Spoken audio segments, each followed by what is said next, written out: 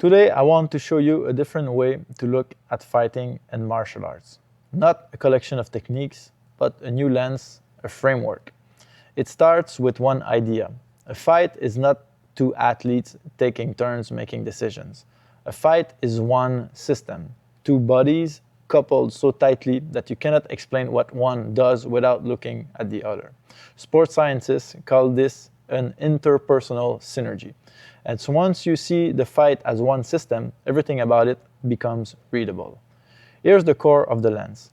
That system lives in a landscape. Some places in that landscape are valleys, stable states, standing out of range, stable, settled in a strong position on the ground. You are stable. On the ground, there are three stable states. You can be seated, you can be on your back, supine, or you can be on your knees or on your feet with your chest facing down. You can rest in a valley. You can defend a valley, but nothing important ever happens there. To attack, to escape, to score, you have to leave a valley and cross a ridge. And on the ridge, everything changes. Several futures exist at the same time. The exchange can tip either way at any second. Scientists call that region metastable. We call it the brink. And here is the first principle of this framework. The opening is never in the position. It is always in the transition. Second principle, watch how fights actually end. To break an arm, you first have to stabilize it. A fully bent arm is stable. A fully straight arm is also stable. But a moving arm cannot be broken. It is metastable. It is between two stable states where the arm can be broken. So you lock the limb at the end of its range, and then you push it 1 inch past the end. To strangle someone, you must stabilize the pressure and wait.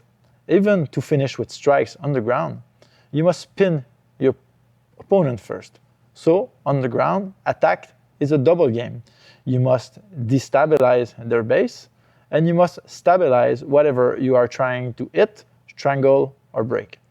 So defense, in a way, is the mirror image of this. You must stabilize your base, and you must stay unstable in whatever your opponent is hunting.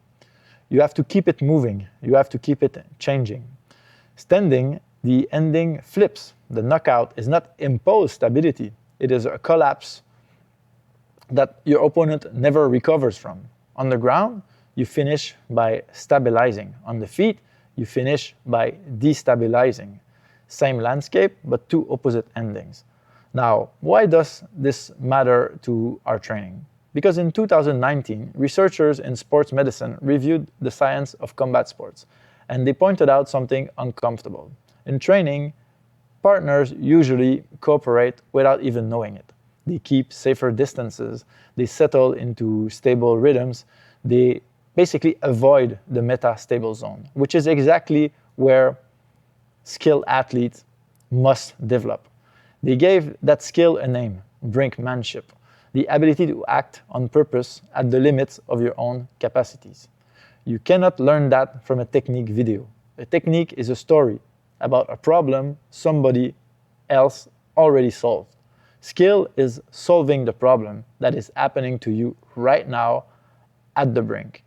And the only way we know how to build that is to design a practice in environments that trap you in these metastable zones, that trap you at the edge on purpose over and over again. Games with a task, a winning condition. Sometimes we use constraints. So that's the framework. One system based on ecological psychology, the science of complex system, where we look at landscape of stable states, openings that live in the transitions, finishing by imposing stability on the ground and by imposing collapse on the feet.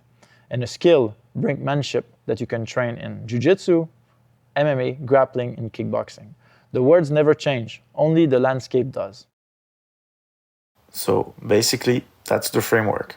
I don't know yet if one lens can really guide us in teaching, striking, and grappling, but that's the experiment. And I'm running it in my own life, in public, in the gym I own. So tell me where I'm wrong. I'm listening.